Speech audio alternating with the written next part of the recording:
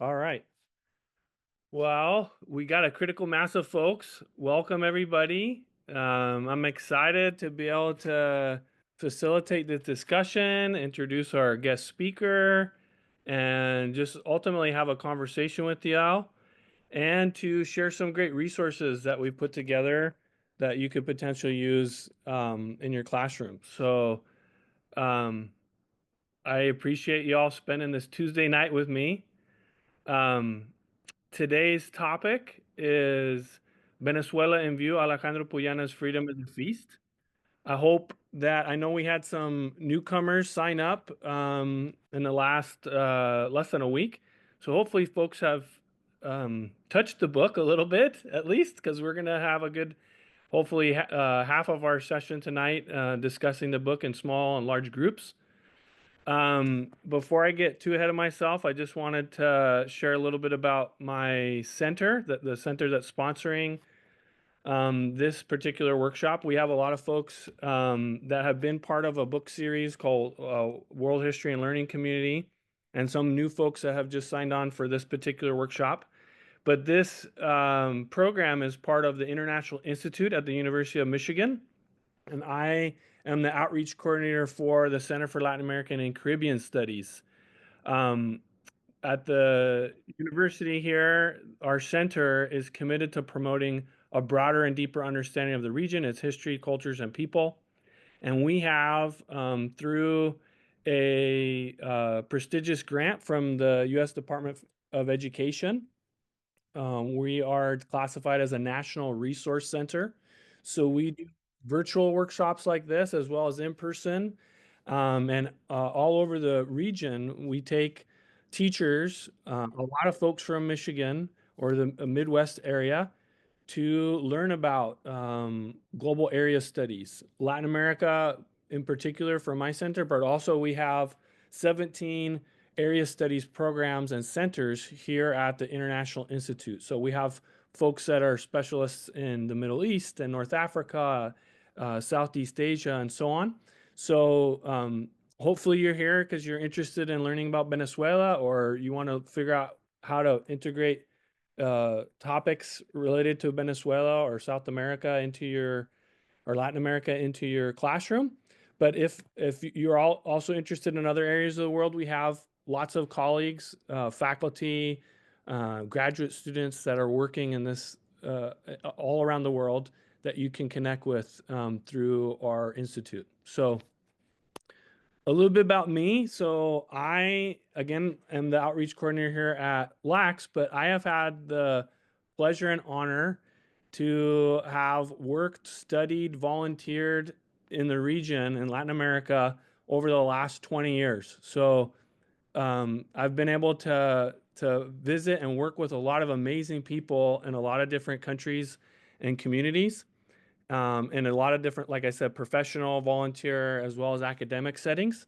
So if you're interested in learning about a different place in the world other than Venezuela, or you want more additional resources related to Venezuela, I'd be happy to chat with you and see how I can help you in your teaching and your learning of the region. So, all right. So I would like to introduce our guest speaker, Dr. Laura Gamboa, who is a professor of democracy and global affairs at the University of Notre Dame. I wanted to do her little bio. She's a longtime friend. She's been a great mentor to me and colleague. She was on my dissertation committee, and she's doing some fabulous work. I think when I was contemplating on who we could get to speak about Venezuela, Laura is just on this really short list of amazing scholars doing work on Venezuela, especially when it comes to the topic of democracy and authoritarianism. So, without further ado, I wanted to read a little bit of her bio. She holds a PhD in political science from the University of Notre Dame and a master's in Latin American studies at the University of Texas at Austin. Gamboa's research agenda is centered on questions related to the survival and quality of democratic systems. Her recent book, Resisting Backsliding: Opposition Strategies Against the Erosion of Democracy, analyzes how opposition strategic choices and goals can decisively affect the ability of potential autocrats to erode democracy. Her current research focuses on the drivers behind these tactical choices, as well as opposition strategies to counteract subnational democratic backsliding. Her work has been published in Comparative Politics, Democratization, Political Research Quarterly, Electoral Studies, and the Latin American Research Review, and the Journal Democracy, among other journals. Gamboa has received important fellowships and awards, such as Notre Dame's Eli J. and Helen Shaheen Award in Social Science, the University of Utah's 2024 Social and Behavioral Sciences Superior Research Award, and Harvard University's Center for Latin American Studies Santo Domingo Visiting Fellowship. Her book received the Latin American Studies Association's 2022 Donna Lee Van Cott Award for Best Book in Political Institutions, and an honorary mention for the American Political Science Association's 2023 Lubert Book Award for Best Book in Comparative Politics. Thank you so much, Dr. Gamboa, for being with us tonight. Did you have slides that you wanted to share as part of your presentation? Okay, I think I made you as co-host, so I'm going to stop my share, and you should be able to start sharing. I'm going to share a screen of us. Well, thank you everybody for having me today. Thank you, Chris, for inviting me. Many lives ago, I was a middle school, high school teacher back in Colombia. So you know what? My admiration to all of you. If it was 7 o'clock at home after a day after teaching, I would be inside of bed. So, kudos. My research studies democratic backsliding, broadly speaking, but one of the cases that I focused for the past 12 years has been Venezuela. So what I'm going to do today is I'm going to talk a little bit about sort of the road to kind of the regime as we live it today in Venezuela. So what I want to start is with, this is not going to work. There we go. So I want to start with a descriptive of how Venezuela looks today. Oh man, this is the old ones. We're going to skip that one. There we go. As of today, in Venezuela, we have seen victims of personal integrity in the thousands, victims of killings or people assassinated by the regime also in the thousands, forced disappearances in the hundreds, and over 1 million detained protesters over time, as well as thousands of political prisoners. Venezuela has had one of the highest inflations I've seen ever. And even today, I don't know, this graph is really deceiving because, of course, it has this super high inflation at 63,000. Can you see that, or is it tiny? Fantastic. So it has inflation at 63,000, and then it kind of goes down, and so you feel a lot better, but really you shouldn't, because inflation right now is hovering 50 or 60%. So really is a pretty bad inflation. If you look at the wages, what you see here is, man, clearly I didn't do this properly. Anyway, so what you see here is the prices in bolívares. I'm going to show you the prices on dollars. So a minimum wage today in Venezuela is $3 a month. Not an hour, not a day, a month. Yes, a month. And then the basic food basket for a month is $540, right? People cannot afford food. As a result of that, what we see here is that 40% of the population experiences moderate to severe food insecurity, and 15% of the population requires some kind of food assistance. Of course, people don't want to live like that, and so what we're also been observing over the time in Venezuela is massive migration. Almost 8 million people in Venezuela, almost 8 million people have left Venezuela. Most of them, 6.7, live in Central and South America. But let me just give you a proportion of how this looks like. We're talking about almost 10% of the population has just left the country. And I know for most of you, probably this is not news, but I grew up in Colombia. And the Colombia I grew up in was the Colombia in which Colombians fled to Venezuela, not the Colombia that received Venezuela. So for me, this is just so shocking. And the truth is this wasn't always like that. Venezuela wasn't always this kind of crisis country in which people can now feed themselves, massive repression, massive migration, massive human rights abuses. As a matter of fact, between the 1960s and the 1970s, Venezuela was actually quite impressive. And actually, between the 70s and the 80s, it was not doing so bad, right? The picture you see here is not Houston, it's Caracas, right? Venezuela had, since 1958, a stable two-party systems with a more conservative party and a more liberal party that rotated in free and fair elections for almost 60 years. It had a very stable democracy. What you're seeing here is like liberal democracy index of Venezuela. That would be the red one. And then the blue one would be the average level of liberal democracy across the rest of Latin America. As you can see, Venezuela was significantly more liberal and more democratic than any other regime in the world. It had free and fair elections, it had universal suffrage, it had civil liberties, and an even playing field. I cannot understate how much this was the case. Just to give you an example, Venezuela was one of the first destinations for all of the political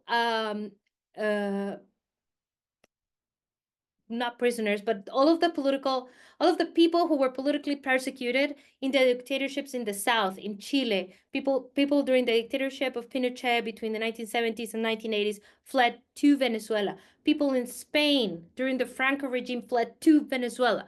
Colombia, who was living under massive civil war, fled to Venezuela.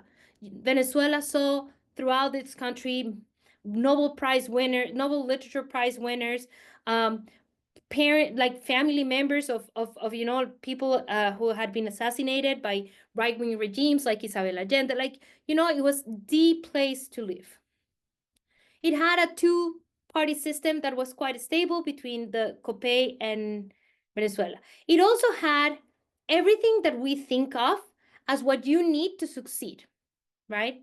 Venezuela's GDP per capita was significantly higher. Clearly, I wasn't thinking straight when I did this, but the slightly more darker line, that would be Venezuela, the one on the top. The one below would be the average GDP per capita for the rest of Latin America. Venezuela was wealthy, was stable, two parties, wonderful weather, It had a bit of an inflation in the 1980s, but to be honest, so did Brazil, Peru, Argentina, every other country in the region. So in many ways,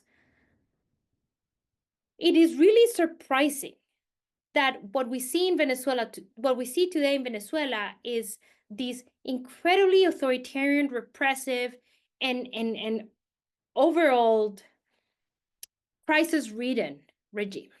And the question is, what happened? Now, the most common answer that I've been hearing throughout time, many times, is that this has to do with socialism, right? That in Venezuela, you have the rise of a socialist regime, and that was the end of anything. But if that were true, we would observe the same in other socialist countries, such as Chile. And that is not the case. Chile has had two left-wing presidents. Currently, they have a third one. And, democracy has remained fairly stable since it transitioned back to democracy in the 1990s. GDP per capita has been growing, inflation has remained low, and this is true for other regimes like Uruguay's that had two left-wing presidents in the past and is by far one of the most successful democracies in Latin America. And though this example is kind of a little outdated, it was true for El Salvador as well, who saw two left-wing presidents. And yes, El Salvador had a lot of violent problems, but in general, democracy remained fairly stable. So really, socialism in and of itself does not have a lot to do with this. The answer, however, is democracy. For the past 25 years, Venezuela has been undergoing a process of what we political scientists call autocratization. In other words, when Venezuela started off in the late 1990s, Venezuela was a democracy, maybe not a perfect democracy, maybe not a great democracy, maybe a democracy with a lot of problems, but a democracy nonetheless. And over time, between 1999 and 2008, it went a process of democratic erosion. That is, its democracy declined so much that the regime became no longer democratic, but competitive authoritarian. And I'll talk a little bit about later what that means. And then Once the regime became competitive authoritarian, it remained like that for a little while, and then it continued its process of autocratization, in this process of like deepening autocratization to what we see Venezuela to be today. So how does this happen? This starts, it really starts before the rise of Hugo Chavez, but let me just explain how. Hugo Chavez comes to power in 1998 in the midst of a massive, not as massive as today, but a severe economic crisis, right? GDP per capita throughout the 1990s had been declining, inflation was slightly up, and Hugo Chavez came as the person who had the response to this crisis. For roughly 8 to 12 years, the two political parties have been like pushing, like rotating power in democratic elections, but really none of them seemed to really represent what people wanted. They did not see people, they did not speak to people, they were out of touch with people, right? And one thing is to be out of touch with your government when you can buy eggs. A whole different world is when you can no longer buy eggs, right? And so what you see here is a decline in trust in politics altogether. So this is parliamentary turnout throughout the 1958 and 1994. And I don't know why it says like that. In 1958, what you have is 93% turnout. That is 93% of the voters actually came out to vote. All throughout, that was pretty high up until 1988, when you see a steep decline to 63 and 53% of the voters. People stopped relying on politics. They stopped caring about politics. And they decided that they were going to choose the guy, this populist guy that had never been part of politics, that actually had attempted to do a coup in the 1992, because you know what? They were willing to throw the baby, the bathtub, and the water as long as somebody offered them some kind of change. So they pick Hugo Chavez. Hugo Chavez comes to power, and in opposition to Hugo Chavez, you have originally the traditional parties, but very quickly these fade away and are replaced.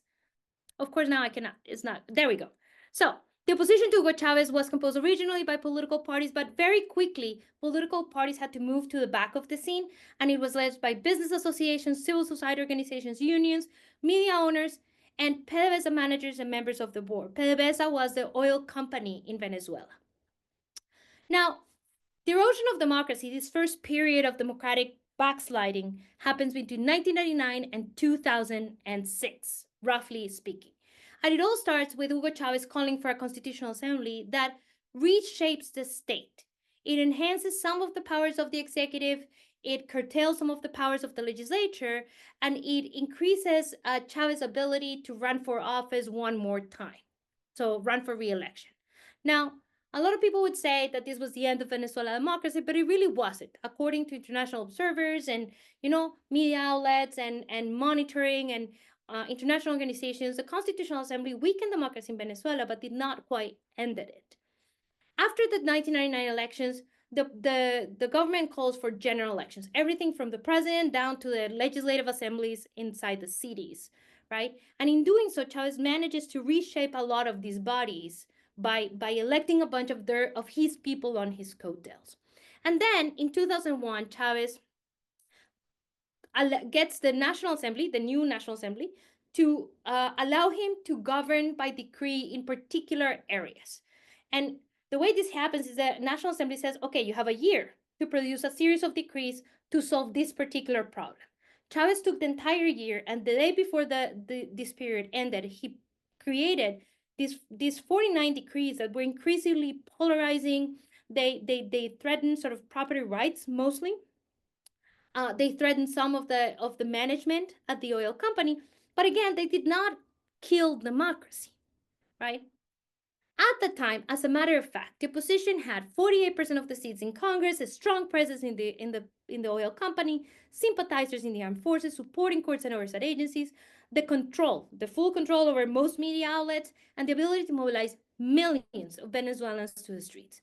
Yet, the situation was incredibly polarized, So eventually, around 2002, they called for a series of protests that eventually and very quickly turned into a coup. Now, the coup was the quickest coup in history. It lasted 3 days. On day number one, the opposition removes Chavez. On day number two, the leader of the opposition self-swears himself into office, closes Congress and the courts. And in day three, the military withdraw their support from the opposition and Chavez comes back to power. And as you can imagine, this doesn't work very well for the opposition because eventually, of course, the coup backfires, right? It increases Chavez's popularity. It makes him look like a martyr. It decreases the democratic credentials of the opposition and kind of leaves the opposition weakened.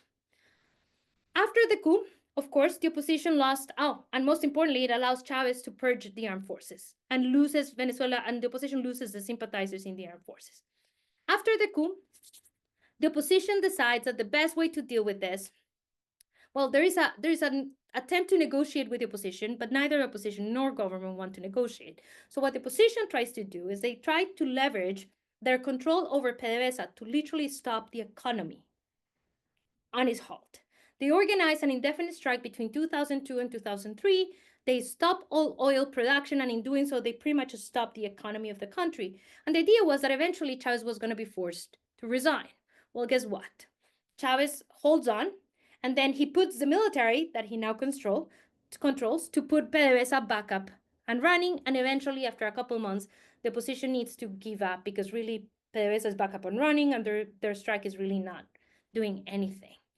The government, however, takes advantage of the situation to kick out 60% of PDVSA managers and members of the board, and in doing so, the opposition loses their presence in PDVSA. Then there is an attempt to do a referendum in 2004, but the opposition, the strike delays the negotiation for the referendum, and the government is able to delay it even further to such an extent that by the time the referendum happens, oil prices are up, the opposition controls PDVSA, and the opposition wins the recall referendum. Then in 2005, there is a third attempt by the opposition. It's a boycott. So the opposition says, look, what we're going to do is that there are legislative elections. What we're going to do is we're going to boycott the elections to show the world that Chavez is incredibly illegitimate. And of course, as you can imagine, this also backfires. And what ends up happening is Chavez ends up with 100% Chavista National Assembly. And with that 100% Chavista National Assembly, he's able to replace courts and oversight agencies, he's able to close media outlets, and increase repression on protesters. So, whereas elections between 1958 and 1998 were free and fair, elections by 2008 were neither free nor fair. They had universal suffrage and there were elections, and these elections the opposition was allowed to compete, but they were not allowed to compete on an even playing field. It's like playing Monopoly with my brother. So, the way this looks like, for anybody who has kind of questions, of course, I live in this world, so for me, this is super obvious, but the world this works usually is the government clamps down on any of the resources the opposition needs to win elections. So, there's an uneven access to media outlets, whereas Chavez had an entire setting of Aló Presidente, the opposition had to close down their channels because the government withdrew their broadcasting permissions. There's uneven access to resources. Chavez had his hand on state resources, incredibly huge state resources, because there's also an oil windfall, whereas the opposition couldn't get money to campaign. And there is also partial referees. That is, the people who are supposed to make sure that the elections are free and fair are not doing that. And what you're seeing here is one of the most amazing examples of this, which is really not from this time, but it's just a great example. And it is a picture of a ballot, of a true ballot. The party on the right, the lighter blue, is the opposition party. The party on our right, the lighter blue is the opposition party. The darker blue is the government made up political party. And as you can see, these parties have very similar names.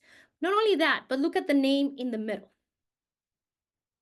The government literally found a candidate that would run for the party that had the exact same name as the person on the other party.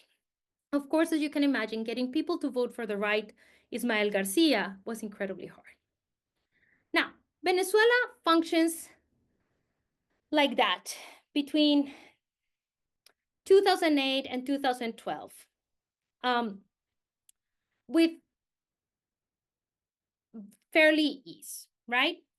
All throughout between 2006 and 2016, the government closes opposition outlets, blocks candidates from running for elections by accusing them of corruption charges. It changes parliamentary rules, and in response, the opposition, learning from their past, decides to participate and try to fight them off in various sets of elections.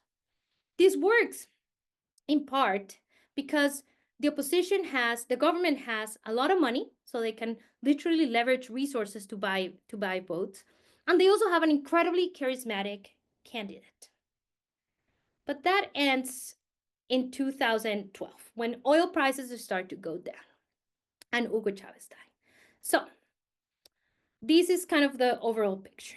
Between 2008 all the way up until 2014, oil prices, the price of a barrel of oil was between around $90 per barrel of oil. That's a lot of money coming into Venezuelan economy, and that money was used to pay for programs that pretty much contributed Hugo Chavez to buy votes. Let's just put it that way, right? But at some point in 2014, oil prices start to go down. And as soon as oil prices start to go down, other problems come about. First, there's a scarcity. Venezuela has very little local industry, so a lot of the food was bought internationally. Once there's no dollars in the economy, there's no way to buy food. So all of a sudden, you start seeing empty shelves in the grocery stores. And before COVID, everybody was like, "Oh, wow!" But after COVID, this became like a common image of like the day before COVID. But pretty much, this shapes the way people behave. Like, I actually lived in Venezuela in 2013, and you literally couldn't find toilet paper, right? Or you had to buy milk whenever you found it, not whenever you needed it. And then the other thing is inflation, right?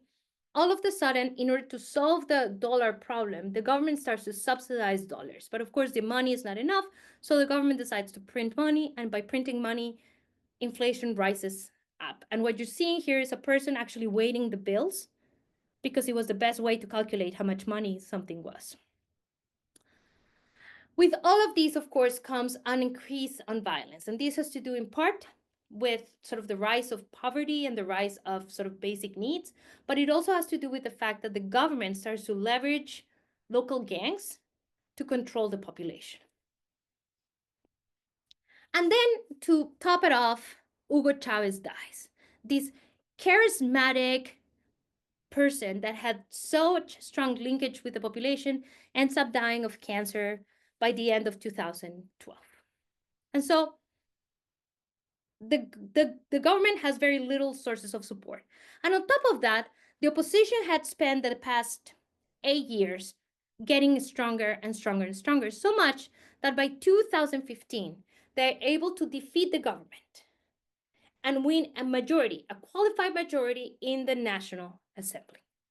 Now, they were unable to leverage that majority, but what that majority meant was that they had the numbers to change the constitution, to recall the president, to make sort of amendments to general governments.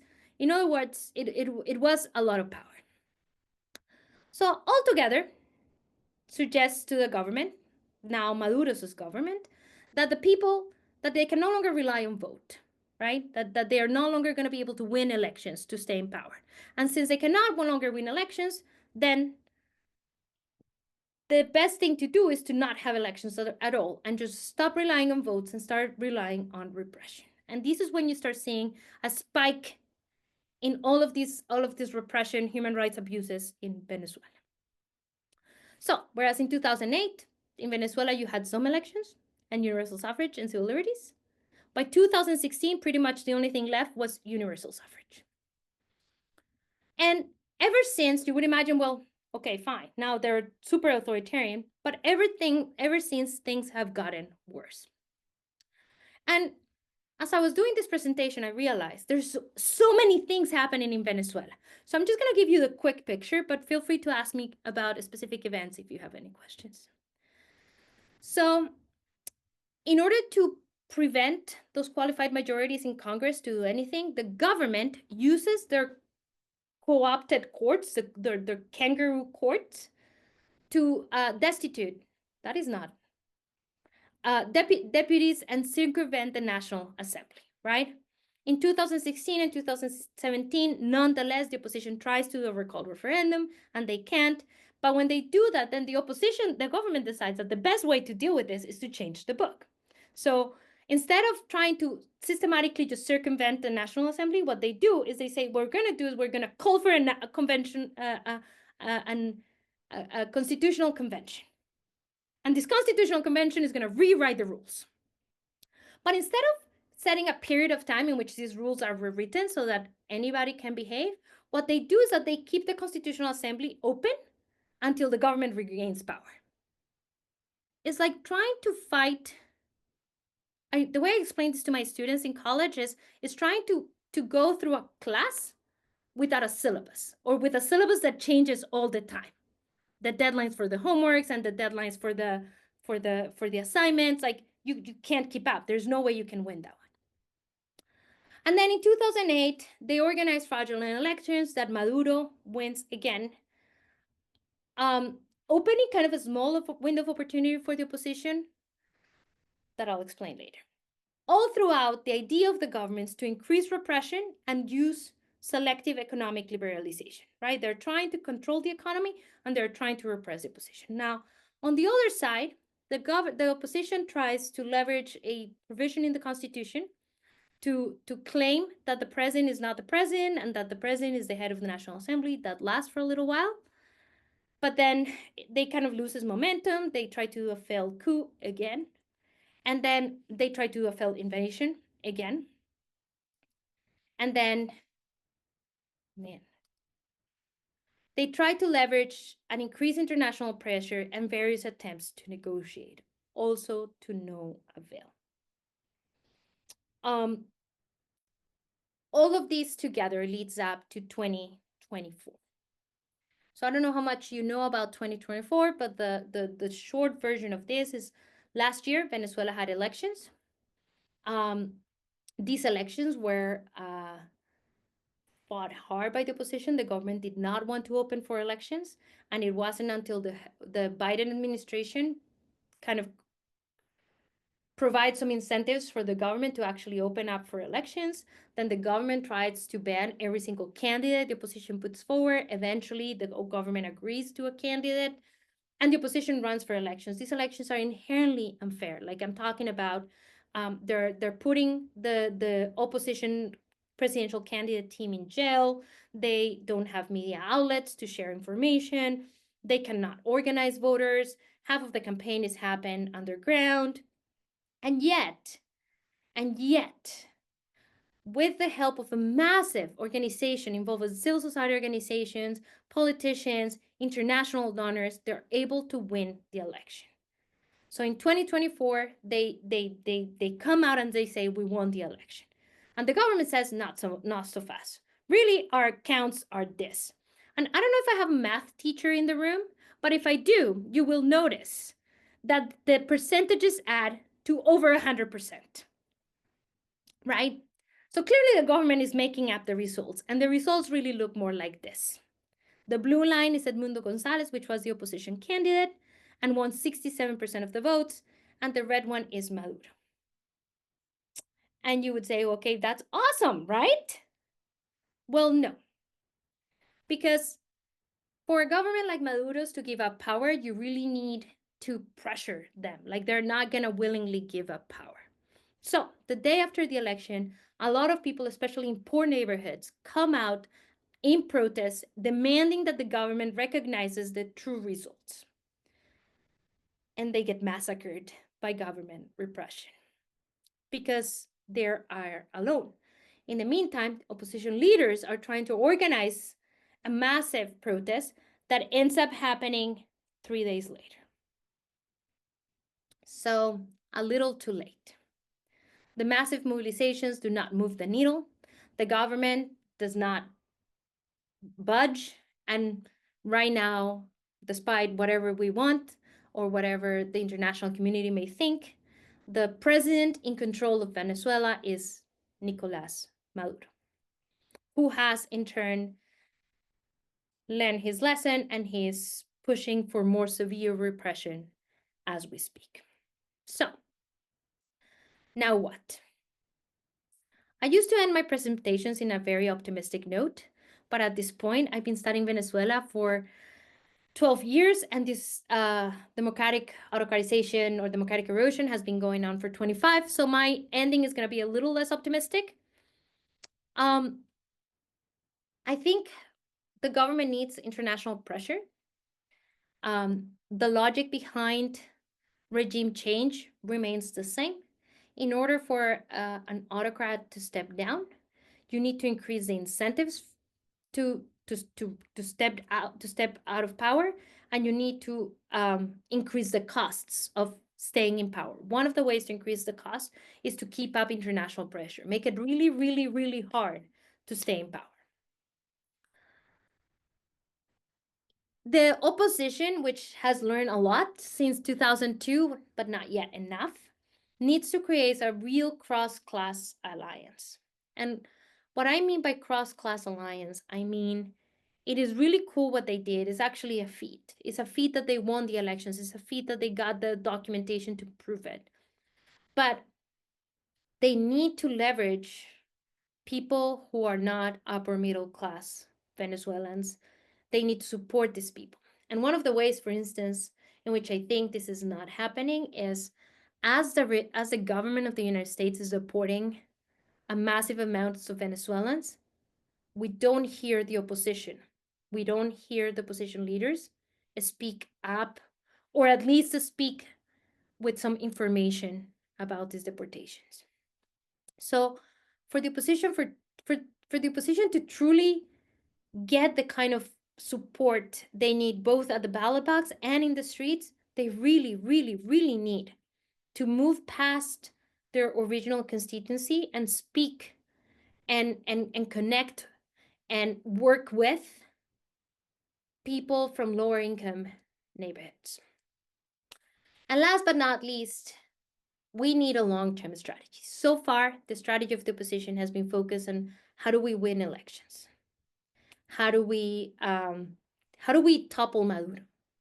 Right? How do we remove Maduro from power?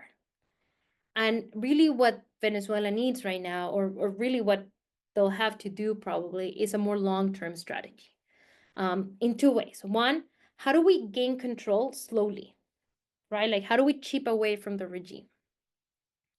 But second, what kind of country are we going to sell people? What are people voting for? Not only what they're voting against, but what they're people voting for, or what are people going to support? What is what we dream of after Maduro steps out? And so with that, thank you so much for your attention and for your patience with my broken presentation. Awesome. Thank you so much, Dr. Gamboa. All right, questions. I have some questions I jotted down, but I don't want to dominate. So, what are some questions from the audience? You can put it in the chat and I can read them. If you feel more comfortable doing it that way, you're free to unmic or unmute and use your mic to ask a question.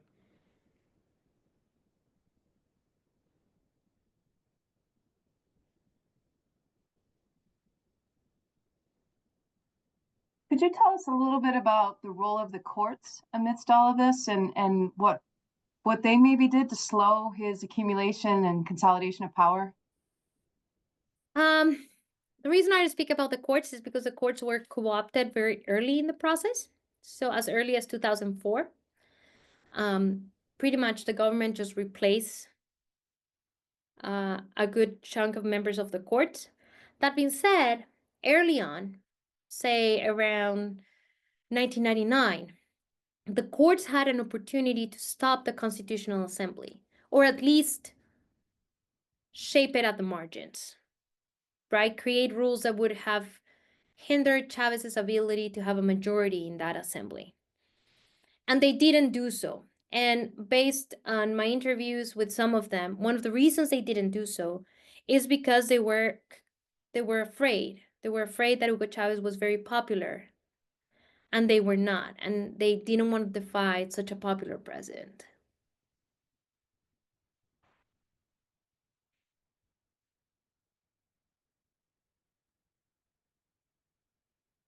More questions. I know somebody's got some more questions. Hello, thank you for your historical review. It was very interesting.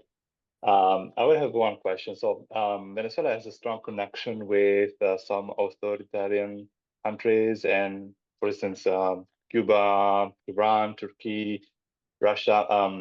Would it be possible to overthrow Maduro if those connections come to an end? For instance, would it be easier for the opposition to gain control if those connections cease to?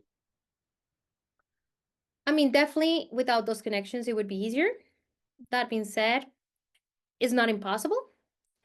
I think the relationship with Cuba is more of a parasitic relationship. Like, you know, Venezuela gave as much to Cuba as Cuba gave to Venezuela. But I also think that requires a very skillful, very, very, very, very skillful behavior by the international community. The ones that really could potentially, and this is probably true in a different world than the one we live today, but the ones that truly probably could actually kind of control or diminish China or Turkey's or Russia's support of Maduro are other powers, right? Like are other countries that could potentially negotiate other things. But that requires a kind of skill that I'm not sure we have right now. Thank you. Okay, we have a question in the chat. Nick asked, what was the socioeconomic breakdown? I'm reading that as distribution when Chavez was first elected, meaning that what population would have been rich versus poor? So when Chavez was first elected, we don't have that many numbers. Like there's not a lot of polls of the time, but one of the numbers that that kind of get repeated across the literature is 80% of Venezuelans live below poverty, which was massive, right? Like it was really a serious economic crisis. But what most people would tell you is it wasn't really poverty that bothered them. It was the fact that the political parties were not willing to fix it.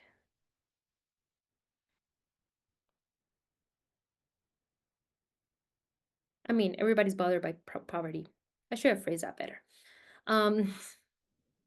So I have a question, but I want to save it for the last question. Did anybody else have a question before I get to my question?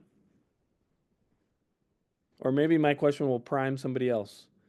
I wanted to ask what lessons can be learned.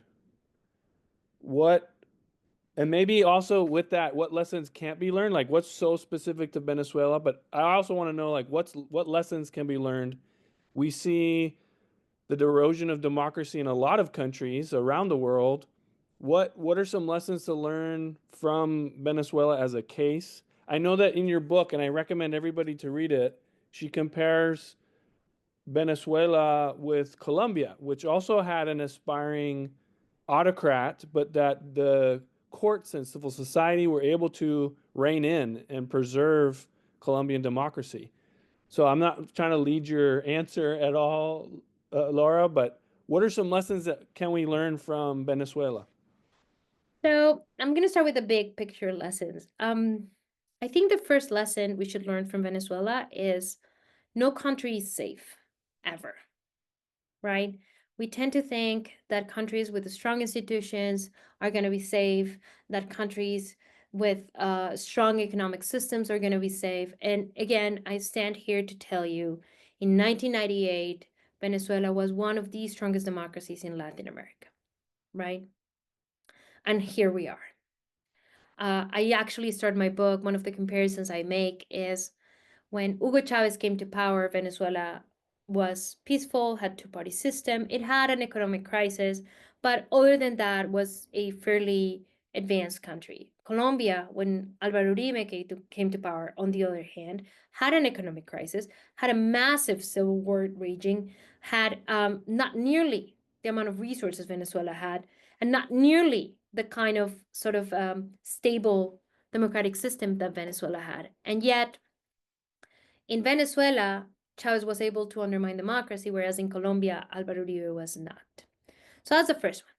The second one, and is one that I think applies also broadly, is I think populists, all of them, right and left-wing populists, tap on a feeling. They tap on people's feeling that they're not being represented, that they're not being heard, that they're being ignored, that they're being overlooked. And I think oppositions across the board tend to ignore those feelings. And they assume that people who vote for these populists or people who support these populists are ignorant, are bought off if they're on the left, or just outright xenophobic or fascist or whatever it is on the right. And not that I'm saying that some people don't get money out of the government, and not that I'm saying that some people are not xenophobic or fascist, but I think the vast majority of people are just feeling misrepresented and overlooked. And I think oppositions should be aware of that. And instead of saying everything was great before Chavez, they should say, well, no, things were not so great. Things were kind of complicated. But hey, let me show you a better picture here. And then the other one that I would suggest, and that is more specific, that's my book kind of article, is we tend to think about democratic erosion as a one thing, right? Like it happens and everything is gone and we're done and this is the end. But really, oppositions in these slow processes of democratic backsliding, they have a lot of resources that they can use, and they should use them smartly. They have institutional spaces and they should leverage them. They should use your voice and the visibility that these spaces provide.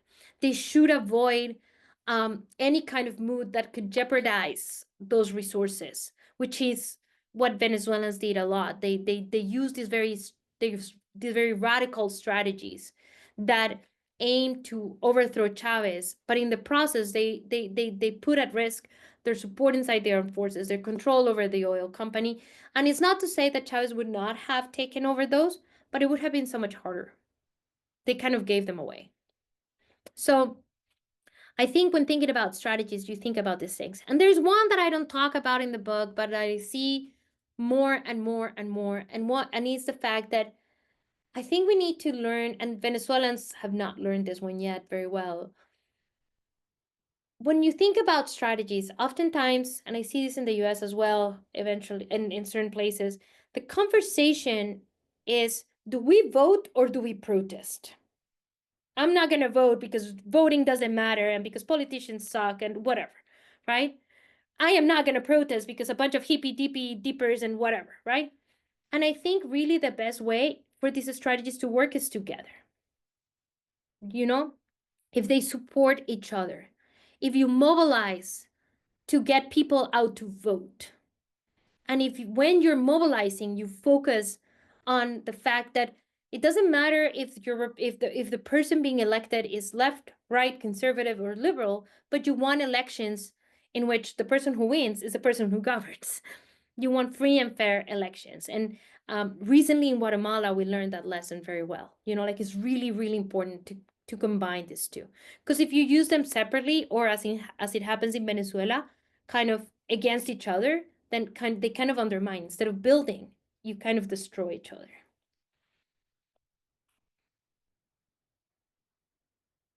Excellent. Great. All right, we have 3 minutes. 3 minutes. One last question? Amy Perkins said in the chat she really loved your March 25th article in Foreign Affairs. How to Save a Democracy, an important guidebook to, she says, an important guidebook to U.S. as well as Western European nations in which far-right parties rooted in populist causes are gaining momentum. Thank you for reading it. Yeah. I listed in the resource guide, which I'll feature in just a sec. We have a lot of open source materials, some that are from Lara and other colleagues that are working on Venezuela as well. There's a fantastic piece in the New York Times about the Tren de Aragua, which I think is very timely and incredibly interesting, well written by scholars who are currently one here in Notre Dame. The other one is in Chicago, at UAC Chicago. It's really well written, really accessible too. Great. Well, any last comments or any words for Dr. Gamboa? But I think you're gonna have to bow out, I think, in just a minute. So, and we're gonna transition into discussing the book. But any last comments or questions from the audience? Okay. Well, we're gonna transition into the book. Thank you so much, Dr. Gamboa. We really appreciate your time being with us. And I'm sure if we have any folks that want to follow up, they can reach out to you if that'd be okay. I'm happy to share your your email. Yeah, I'm a fellow Michigander. I live in Buchanan, like slightly across the border. So feel free to reach out. Right. Excellent. Very Bye, cool. everybody. Thank you. Okay. Before we get ahead of ourselves, I do want to highlight this resource that I've curated for y'all. I'm going to throw it in the chat. So I sent this out in an email. These are all open source materials. Let me share my screen a little bit so I can. Oy, oy, oy. There we go. Can people see my screen? Yeah, thumbs up. Great. Okay, so when we have these types of workshops, I tend to try to generate some kind of resource guide that has an overview of like a historical overview of the topic or country case, and then some links that you can dig around for your own purposes. You can use it for your own edification, or ideally you would be able to mine it for something relevant to your classes. But here's again an overview, a historical overview. Dr. Gamboa went through a lot of history. There's not as much context in the book. And so I was trying to give a little bit of background of the kind of greatest hits of Venezuelan history between the 1950s and the present. So you can read that at your leisure. And then there's some key terms, right? That you can peruse through. Here's probably the most relevant for y'all is there's different primary and secondary sources. So these are a bunch of links to reports and news articles and op-ed pieces just to get some background and context on different issues that you may be of interest. I put together some playlists. We heard from Lilia Vera. I recommend listening to Ali Primera. He's cited in the book a bunch.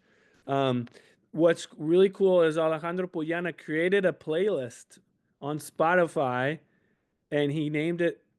He when he first put it out, he said this would be like Emiliana's playlist, what she would listen, like music she would listen to. So there's a bunch of podcasts here, some short videos that give some context. I put a film, like kind of like annotated bibliography, but for films, trailers for stuff, and full videos. Some of this we might have at our library. So if you're interested in screening this or something, we might be able to help get you access. And then some books. So these are some good kind of primers, not super dense, not super political sciencey or academic-y. You can read these and kind of get a sense of what's going on. And then some great little links to some visual art. So any questions about the resource guide? Would this be helpful for y'all or? Okay. All right, cool. All right. Because I did put a little time into it. So, all right. Let's get to some questions. So I sent out a question, some discussion questions beforehand. I guess I could put it. Did anybody not receive that? I guess I could drop them in the chat. I'll do that right now, just so that everybody has them and no one feels bad about not getting them. So what I'd like to do is I'm going to put folks into random groups. These are a lot of questions, so I don't expect you to go like you have to go through every single one. I know like maybe some of your students would ask like, what can I do to be successful? Like, how can I get an A in this class? This isn't a class. This is for your own edification. We're not going to score you at the end of this. I'm not going to judge you if you didn't read the book.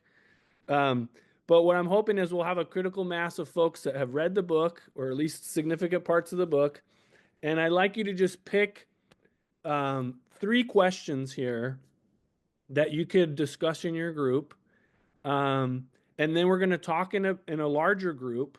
And then if we have time, which I'd like to have time, is we might go into either smaller groups again for a couple other guided questions that I have that,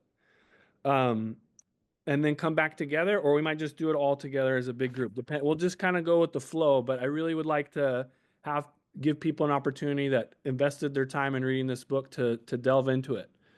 All right, so any questions, complaints up to here? Okay. Let's see if I can do this without messing up. Let's do automatically. We want to do, people are jumping out of the session. Okay, let's do, let's see how we can do this best.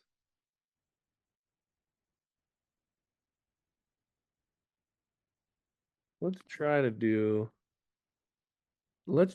4 groups, but I might have to jump in. I think we're good. Okay. All right, here we go. So we're going to spend a good amount of time. I'd like to spend let's say like I'll check in at the 12-minute mark. Okay? Would anybody from their group okay, so here's what I'd like to do is I'd like you to kind of report out a little bit from what you discussed in your group. Maybe identify at least one of the questions that you felt were like substantive. And instead of sharing your direct thoughts, share one of what you learned from a neighbor in your group. What was something you heard from them or that was discussed? Not necessarily your direct comment, but something that you learned from a group mate.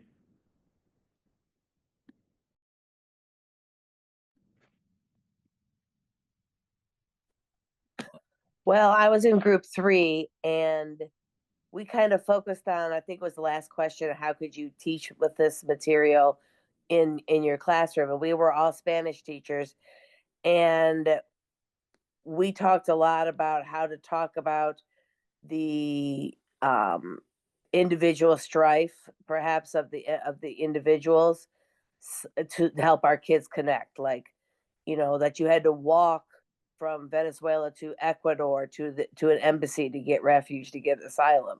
And these are our students who have to drive their car a quarter mile to school because heaven forbid they walk to school because they're in high school. So we talked about how to help a little bit with empathy that way. Cool. Great. Any other groups specific to the book? Any questions or comments that I can share. Yeah. If you're asking us to share what other people in the group shared, I will say Greg, a group member, had a really interesting perspective of really kind of questioning the character, like the character development and the character arc, and wondering if the author's purpose was kind of getting the character to focus, or like the Stanislavo to really identify with that populism. And I don't know, maybe Greg, maybe you can explain your own your own perspective a little bit better. Just a lot of questions about the author's intent with the characters. Stanislavo is very impressionable with this movement, and the reasons that we learn are his own family and the European experiences that he has. Maybe also he doesn't click with mom and dad. Dad's a very rich oil guy in business, but and Stanislavo is not even prepared to to kill people in this movement, and Yeah. he ends up suffering greatly in so many ways, not the least of which is the relationship he's building up with Emiliana. Um, and at the time, it's no big deal for him to, I'm going to go help my friends. I'm not going to pursue my personal relationship. That will all happen later. But that's a huge tangent for him, and that has consequence for him, and it has consequence in the next generation with daughter, in the next Yeah. generation with grandson. And so this idea of, is Puyana um, developing characters which sort of say, be careful about getting involved with populist movements and revolutions, because there's so much loss that you will experience. And there's just a lot of regret and lament that comes out in the book, and suffering that comes Yeah. out for so many people. And so it, where I was at a different place in the first third of the book, I'm thinking, let's go revolution. But when you see the cost of your choices, um, that became very, very strong. And so I wanted to have a discussion with the author. What are you attempting to do here? Are you saying this is what can happen when populist leaders erode a system of democracy, and all of the suffering that's going to happen? And then when you're involved in a team like he is, everyone on the team is not on the same page. He wants to rescue his buddies out of jail, but the team that he's with, they don't want to rescue the buddies. They want to blow it up, and they want to destroy. They're anarchists. And Stanislavo is able to realize that, and leave, and get out before he gets involved in that event. There just seems to be a whole lot of suffering that these characters have to go through. Yeah.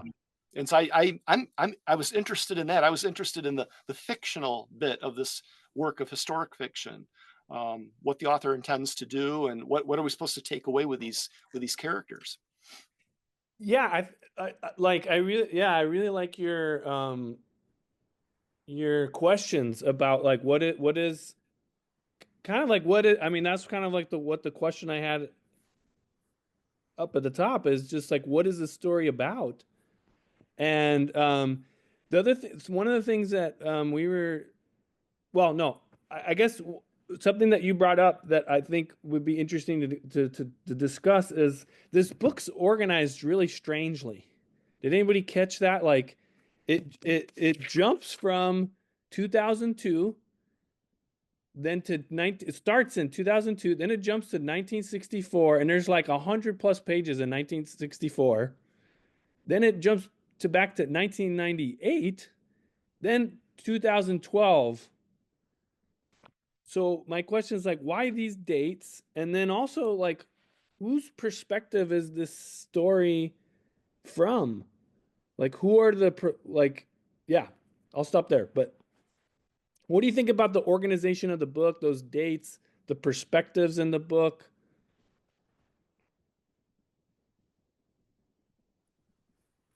I'll go. I think Yeah, go ahead. the dates weren't they like significant events in the political life of Hugo Chavez, or what was happening? Because you have him at one point, I don't know the years, I was trying to look at your resources so I get my dates, but Yeah. it's like when he's first coming to power and there's all of the people wanting to make change and he has all of that popular support. And then and then there's the protests where he tells his people to fire on the unarmed protesters, and he's spinning the media to say it was the opposition. And then it's when he has cancer, right? So those are the time periods that I think of that are like remarkable in his life, but also on the control of government in Venezuela. Yeah. I feel like are the different storylines. But can I backtrack to Greg's comment about Absolutely. Stanislavo? I couldn't find the raise hand thing on the controllers here. No worries. You're saying Stanislavo, yeah, I think he misses a lot on the human level with his book, but as I was listening to you, Greg, you made me think, but in terms of his impact on the people of Latin America overall, as his role as a news a journalist. I don't want to say a reporter, right? He actually possibly had greater influence on people that he never met, as opposed to having an influence on those that were his friends and his family. So on some level, he's the most successful because he has the most far-reaching influence, but yet not on a personal level. It's just what I was thinking as you were talking. At the same time, he brings suffering to those in his family. I agree with what you said. Yeah, but the cost of our involvement with revolutions, and my mind went to the warnings that we get from an Edmund Burke with the French Revolution. Yeah, we do need change. We do need a revolution, but be careful. Don't throw everything out that it has been useful and successful. And there's been a whole lot of throwing out in this book, and even though he has been a news reporter, he's brought great suffering to those most close to him. Yeah, interesting. How about another group? What did Amy, can I pick on you? What did you guys talk about in your group? Well, I'm going to steal from what Marwa brought up because she is a librarian, and so she was talking about media literacy, which is so relevant right now. And even though she's at an elementary level, where we're all hoping that she gets bumped up to a high school level like she wants, because she could use this book and other things to help teach about the importance of media literacy and the role that it plays in preserving democracy. And I thought that was a really important point.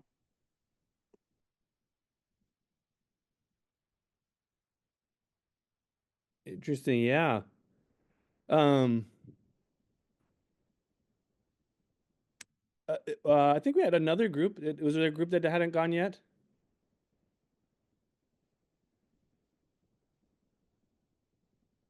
Maybe we got everybody. The two people I was working with were Spanish language teachers, and what they picked up on were the images and the usefulness of food references all throughout the book, and how food brought relief and escape from cold realities of life, and that can be a useful technique to bring before your students. Look for images that repeat themselves, and what do they mean?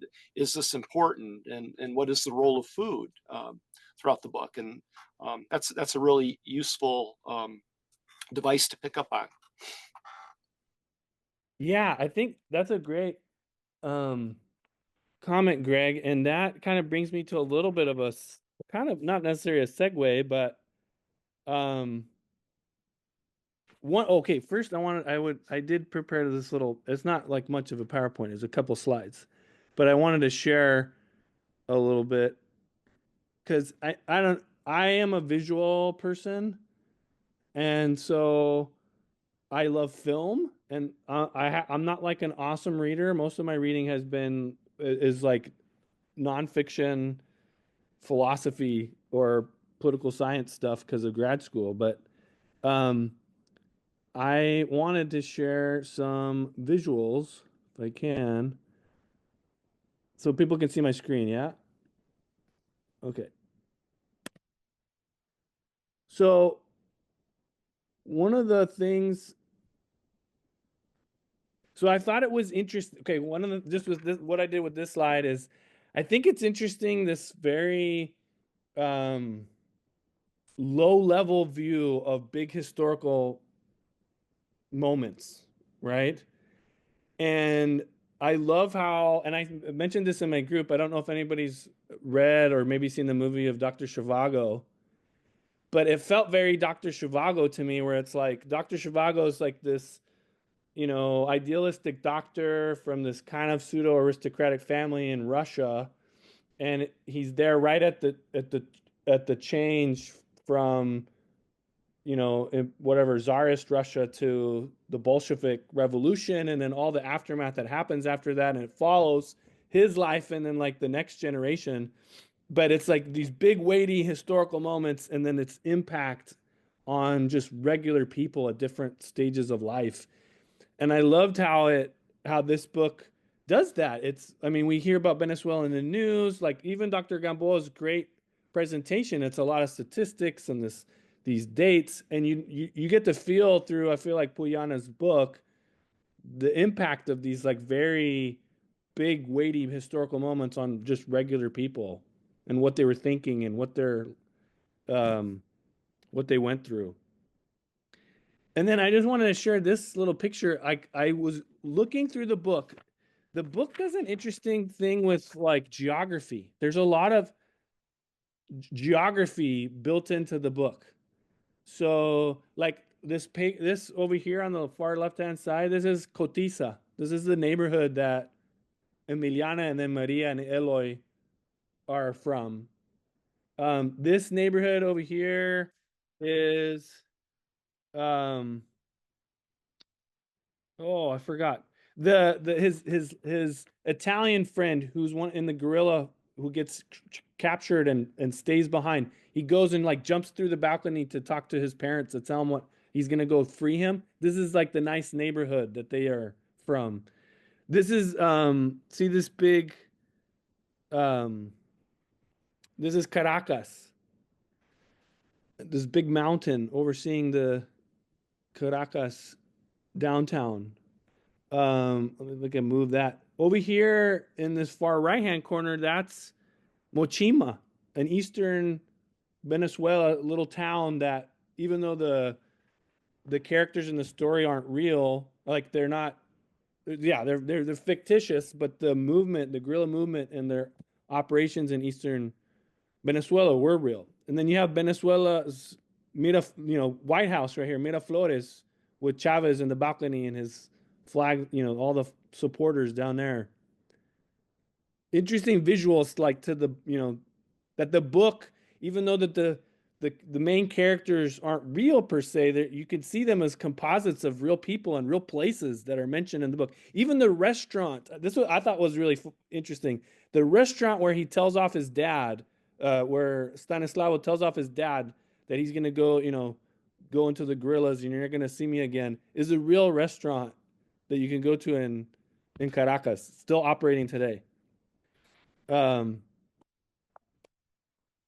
So I thought that was cool, some of these visuals. The last little thing I want to talk about is well, before I get there, can any folks have any like particular moment in the book, a little vignette or something that really stood out to you?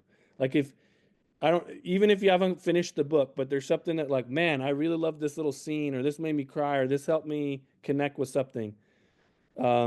Any particular vignette or moment in the book that really stood out to you? Yeah, in the hospital when Stanislaus has to punch Emiliana in the face so that it looks like he forcefully escaped after she drugs the guard or whatever. Yeah. And that you have to explain, how did he escape? And then he is going down the windows somehow and getting into the Volkswagen. That whole scene, because I'm thinking, is this going to work? Are the guards going to accept this escape when they've identified Stanislaus as someone to keep a very close eye on? And so that was a very suspenseful moment, and that was a nice page turner section of the book. Cool. Yeah. I feel like Puyana is really good at like action paced stuff. Like there's a lot little moments that could be really boring. Like even when they're like going to vote at the poll, when they go in 1998 with Emiliana and she's like super sick still, she's dying, she's going to the polls to vote. It's like I've never had like such a cool, exciting read of like someone voting. Other particular vignettes or experience, like moments that stood out to you? This is Wendy, and just the interactions amongst the neighbors up on the top of the farthest reaches of the poorest people in that neighborhood, and it was dangerous and they had to be very careful, but also, again, forget all the names, I can't remember names. The guy across the hall, the alley or street or whatever. Yeah, Don Jacinto, that she kind of that Maria had a crush on. And how he like interacts with Eloy around the motorbike. Like they're just very human, and he's like the connector in the neighborhood, even in this very treacherous sort of edge of existence life. Yeah. He's just this good man, surrogate kind of father figure to that family, right? Yeah. Really cool. Anybody else? Other moments? Yeah. Jessica. Oh, I'm just gonna throw like contrasted that to where Emiliana works, right? In that house that's so cold and unfriendly. We see that contrast between her neighborhood where everyone's kind of looking out for each other. Yeah. I think what really stood out to me though too was that hospital scene, definitely, Greg. I agree with you with that one. And the scene where the three of them get captured and they have to knock the tooth out to like have the tooth. And, like I just think of it's just so violent. And then just to go through all of that and then he has to drink that like pig's blood. Yeah. It's just so revolting in order to like you will do anything at any cost to at that like the notion of freedom. So I think that kind of comes back to me for a lot of the book was just a constant decision making and then the consequences of those decisions. Yeah. Interesting. Yeah. Anybody else? Amy, I know you read almost all of the book, if not all of the book. Was there a moment in the book that stood out to you? There were a lot, but like, and I forgot, Jessica, thank you. That scene about the blood drinking thing. I dreamt about that because I read it right before I fell asleep, and that it was not a good thing to go to bed with. This is the closing scene with Willie dying Yeah. and Eloy next to him holding his hand, and the relationship those two had and how complicated it was. Yeah. That was painful. I mean, just Yeah. gut-wrenching because those two had been through so much, and I felt like I really wanted that kid to be saved, and he wasn't. And the irony, of course, is that Eloy had suffered a similar gunshot wound in a similar place, and one survived and one didn't. Yeah. And then there was a moment that I don't know if Wendy would talked about or someone else did about class and how Maria and her relationship, maybe Jessica, it was you, Maria and her relationship with her boss, and Yeah. how that class. La señora. Like you don't even And hear I her had name hoped until, yeah. when her husband disappeared, I don't know, was I the only one hoping that the two of these women would like come together and that you have like women networking and it just fell on its face and Yeah. he came back and she went right back to her normal bitchy self. That was really disappointing. I kept wanting victories, and every moment I felt like we get closer to one, we got knocked down. And so when he got arrested for following Willie into that house, I'm like, damn it, why can't you just give me one happy dream tonight, please? And just one consequence after another. But in that sense, I thought the overall narrative was more relevant and realistic to what Venezuela's struggled with, the ups and downs and being hopeful and then having the rug ripped out from under you. In Yeah. that sense, it seemed much more realistic than it would have been if it'd been more of the narrative I was privately hoping for. Yeah. I mean, okay. Sorry. Go. Someone else had something to say? I Did was just Yeah. gonna add, the hospital scene when, after he's been shot and Yeah. they're trying to get him to see a doctor and they're doing what like an orange, a yellow, a red, whether like the doctors are deciding who's gonna live and who they're gonna try to save and who's a lost cause and who they're gonna use the medicine on and the everything. And then with Maria trying to get water for some poor guy who needs Yeah. water. And then And she loses all the water in her cups. right, and she's fighting, and I thought it was gonna be one of those like pivotal moments because someone, I think the doctor asks, "Well, you really fought for that water," and she's like, "It's not for me," and you're like, "Yeah, lady, go! You're gonna do things," and then she just gets squashed down by the whole system. To come to your comment, Amy, that when you think things are gonna turn around and he's gonna say, "I will save your son," because you think of others, and then he was like, "Whatever, get out of my face. I don't care about you." So that was one of the page turners, as Greg said earlier in Yeah. that scene. Okay, and so those comments, Amy, both Amy's, really make me feel a lot better because in the last conversation, I was saying how I kind of didn't like that it was a big happy ending, and so thank you for reminding me of that. You're right, that had all those different struggles, and you never can kind of get on top, and then at the end, you kind of did. So I feel a little bit better about that. Yeah, maybe with the remaining time, unless somebody wants to jump in, but I want to talk about this. People have touched on this, and it's been like something that rattling in my head the whole time I've been reading the book and thinking about preparing for tonight is the title of the book. Freedom is a Feast. So I wanted to read a little part, or maybe some parts, but and if you have the book, so page 87. So this is kind of going to what Greg was talking about, jumping out the window and punching Emiliana in the face. But I thought this was such a strange moment to obviously center because it's the title of the book. So it's down at the bottom of 87. So I'm just going to read. So for those that haven't got to that point or haven't read the book, Stanislavos, guerrilla fighter, him and his friends get imprisoned. He fakes an illness, gets in the hospital, and Emiliana, who's his lover and also part of the movement, is able to help him escape. So he says, he jumped the last few feet, and Emiliana threw down the rope, the last piece of evidence of his escape. He took it with him and ran as fast as he had when he raced Ludmil, his twin brother who tragically died, down the streets of the oil fields, not wanting to lose his brother, not wanting to lose to himself. They were so alike. Into the brush, and from there to a dirt road, into the blue VW Beetle that the poet was driving. Down that road and down many others with no lights except for all of a full moon. He rolled down his window and breathed the fresh air. He thought of Emiliana's bruise. The poet shared cold empanadas de cazón out of an oily paper bag.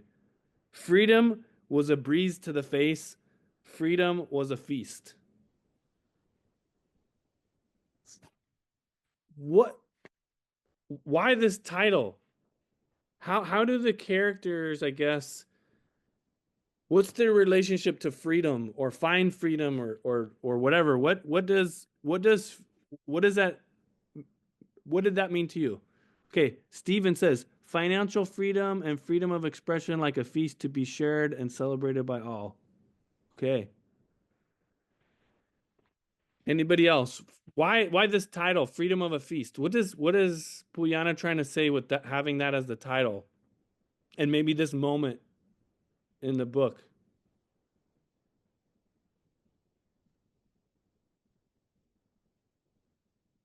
I think really it's that moment of comfort, that moment of relief.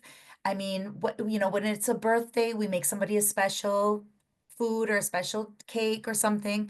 When there's these special moments, Emiliana keeps making the quesillo, which is like it's the Venezuelan, like, I don't know, dessert. And so it's at that moment, especially like empanadas de cazón that are so delicious, right? And they're cold, but who cares? Because it's this moment of freedom and he's having something so delicious. And it's that like that breath of fresh air that he finally gets it. And that's that feast. I think it's just that little micro celebration at the moment. Cool. Yeah. So there's, oh yeah, go ahead, Amy. Oh, I was gonna say, I was gonna add on to Jessica, and I was like, I don't want to make it be downer again, but you might be thinking, is that like, because feast, you don't feast all the time. You feast when you have that opportunity, or as Jessica was saying, that there's a special moment. And because with this freedom is a feast, I was thinking, well, are these characters really free?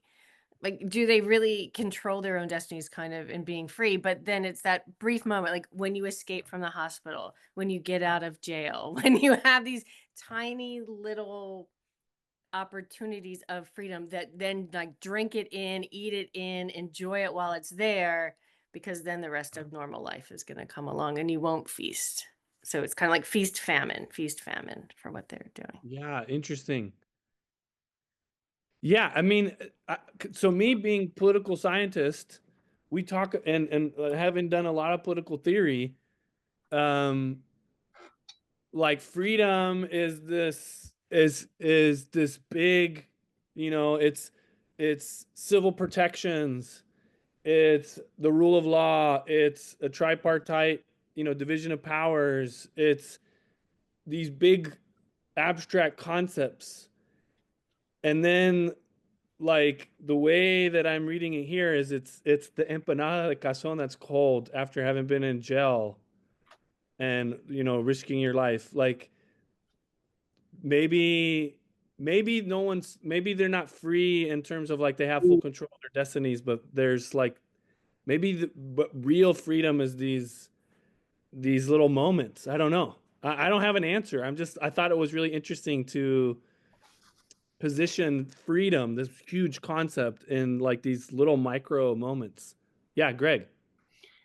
Freedom is occasional. It's not constant. It's not status quo. I mean, just building off what Amy just shared. And I hadn't thought about that. Maybe freedom is fleeting, and I think, yeah, it's occasional. So, and that's kind of sad because we assume that freedom is constant, and it's not. Yeah, I don't know, and I don't know if it's like I don't know if there's like an answer there, but I agree. Yeah, it's interesting how this is couched. The other part, like the other little vignettes of freedom that I was trying to pick out from the story. Oh, okay, yeah, this is interesting too, Amy, and you should just say this. You don't need to title it in the chat, but Amy just wrote, "And freedom is gluttonous when it happens." Like the way I was thinking of feast wasn't it's the occasional feast, but it's like, yeah, it's like you are digging into it. Like it's gluttonous in that sense, because he was like chowing down on his empanada or something. Yeah, okay. So Jessica said, how often do you get a feast? A meal is some food. Right. Yeah, so yeah, super.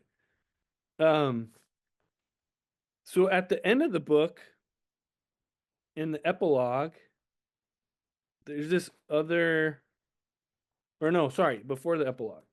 See if I can get to it. When Eloy gets out of prison, I wanted to read this little part. We got a little time. This was another kind of moment I was thinking of, maybe freedom for one of the characters. She said she waited, and those 6 minutes seemed longer than the almost 2 years since she had last seen her son out in the world. Sorry, this is 427, page 427, in the middle. Since that morning when she told her he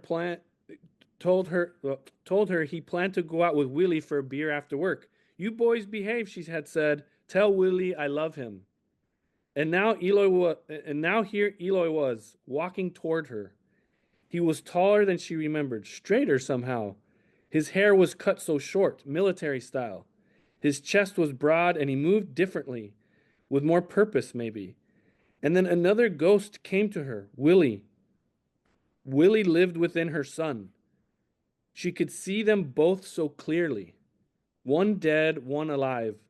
She mourned for one and celebrated the other. She feared that Willie had taken over. What if Eloy was no longer there? But then he smiled.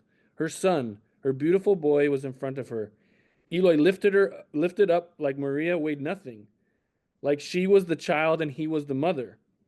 Like he had been on the outside all this time and she had been the one in prison. Thought that was, I don't know, what do y'all think about that? Was that Maria's feast of freedom?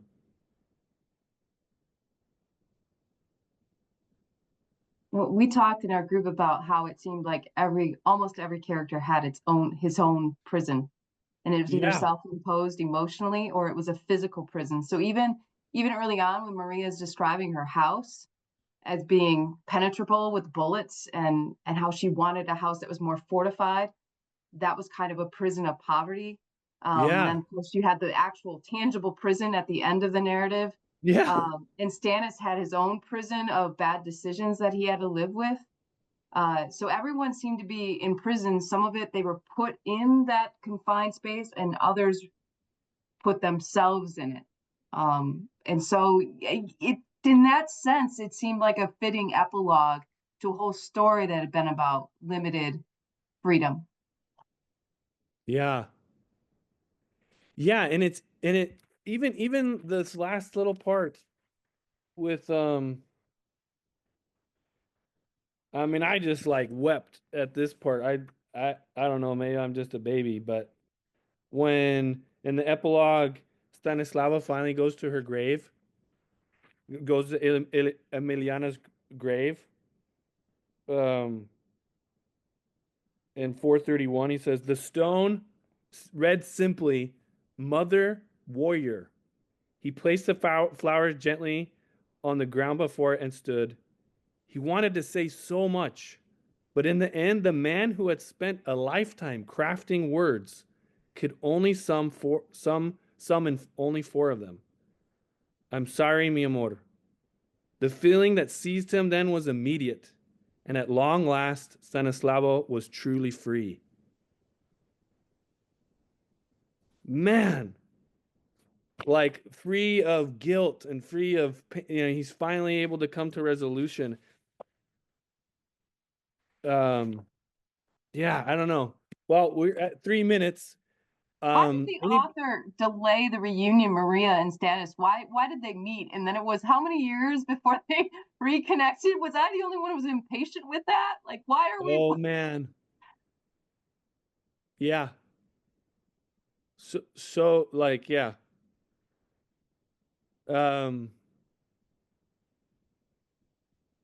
Anybody have any last thoughts they want to summarize anything from tonight? How they, how this connects to trying to teach about the world to our students? Yeah, Greg. I don't know about teaching, but the moment that allows Eloy to leave the compound safely, the buildup to that was we have to make sure that Eloy is on the bus. It's unclear whether Stanislav or Maria can really do anything. But someone's got to get word to him, make sure you're on that bus because the compound is going to be raided. People are going to be killed. This is going to be a terrible, terrible thing. And it looks like he's going to be detained. He's not going to make it through the door. And there's a figure there, a priest, an angel. And what I was anticipating was this Stanislavo?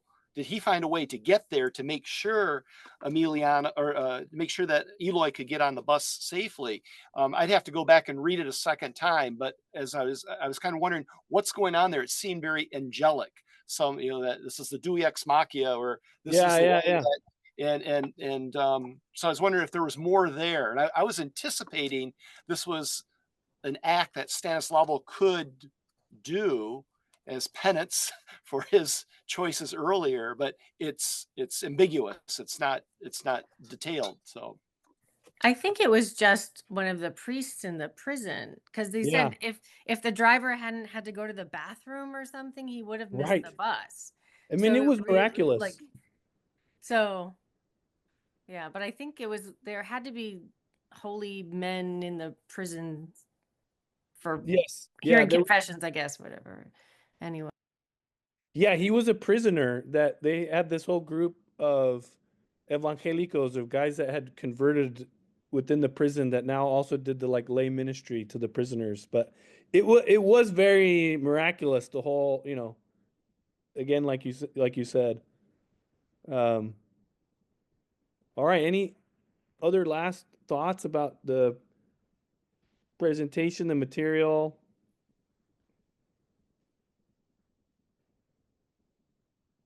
No. Okay. I will say it just I like this. I did like this book, but doing this and going a lot deeper, I really like it so much more. So thank you for putting this together, Chris. This was really cool. No, thank you. I second that notion. Yeah. Well, thank you for sticking around on a Tuesday night and having this discussion, and I feel like if I got anything out of this book, it was just this immense humanity, like at this micro level, with the weight of these big historical moments, and it gave me so much empathy for different layers of society that are all wrapped up in this country, these historical moments. And I hope too, if anything can be conveyed, is just like that empathy that we can get through reading these types of materials and learning about other cultures and places, and helping, translate that into our classrooms and in our communities. So thank you so much for spending tonight with us. And I'll be sending a follow-up email with a survey. And then for folks that bought the book that came tonight, you're welcome to get reimbursed for your book. So be looking out for that. And then again, I'll resend the teacher resources, but please feel free to use that in your classrooms and with your colleagues, because that's why it's there. And if you need any additional support or help, that's why we're here at the University of Michigan, is to help support teachers like you, to change up your classroom and help bring in these topics. So thank you so much. Thank you. Thank you very much. Yeah. Thank you, Ari.